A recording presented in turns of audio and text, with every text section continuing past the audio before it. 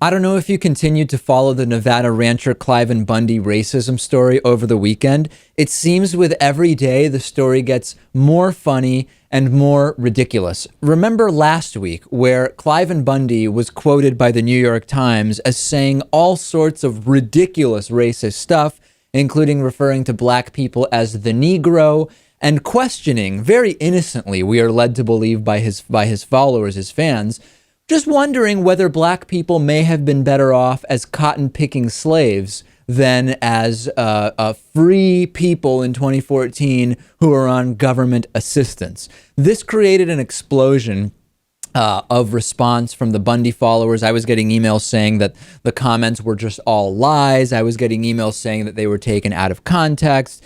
Then Bundy went on the Alex Jones program and said, I didn't say nothing about picking cotton. Jones reacted as if this was some kind of bombshell revelation, as Lewis gets incredibly zoomed in. Lewis, we got to get you zoomed back out. There we go.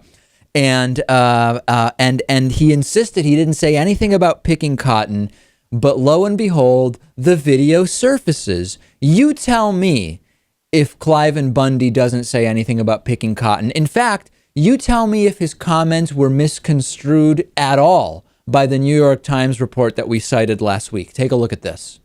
One more thing I know about the Negro.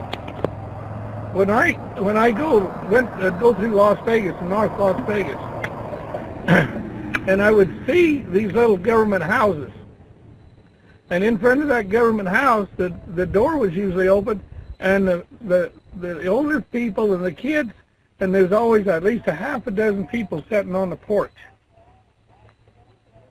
They didn't have nothing to do. They didn't have nothing for their kids to do.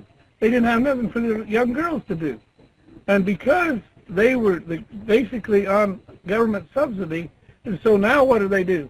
They abort their young children. They put their young men in jail because they never learned how to pick cotton. And I've often wondered, are they better off as slaves picking cotton, having family life and doing things, or are they better off under government subsidy? Yeah, it was word for word what we told you last week, which of course came from the New York Times report. He said picking cotton, he said the Negro, he wondered, of course, implying that the answer is yes, whether black people were better off under slavery picking cotton than on government assistance.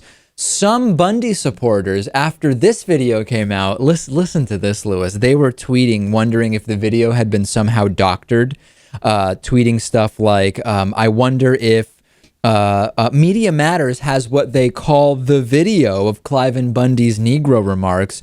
Looks awfully suspicious to me, just a little too convenient that we can't match his mouth to the audio, isn't it? Okay, well, have we at least, can we agree, Lewis, that he said it?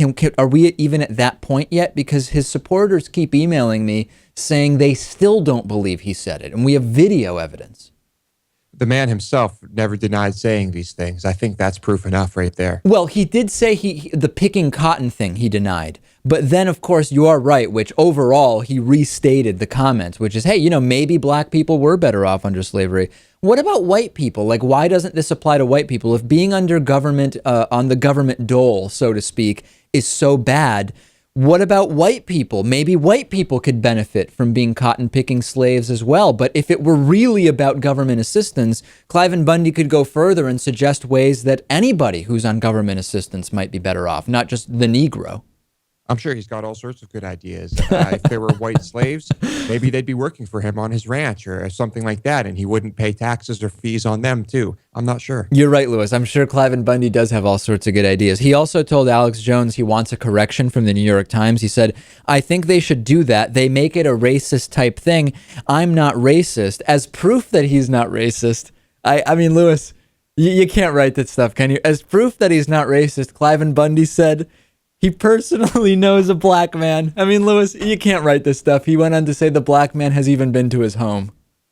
Incredible. Yeah, it's the same excuse every time. Don't they know that this is just the most cliched, ridiculous, absurd excuse? I don't know. Then Bundy went on another radio show and repeated the exact same comments. This was to Peter Schiff. He said, I'm wondering whether they're happier now under this government subsidy system than they were when they were slaves, when they were able to have a family structure together and the chickens and the garden and the people have something to do. Are they better off being slaves in that sense? Or are they better off being slaves of the United States government in the sense of a subsidy? Amazing.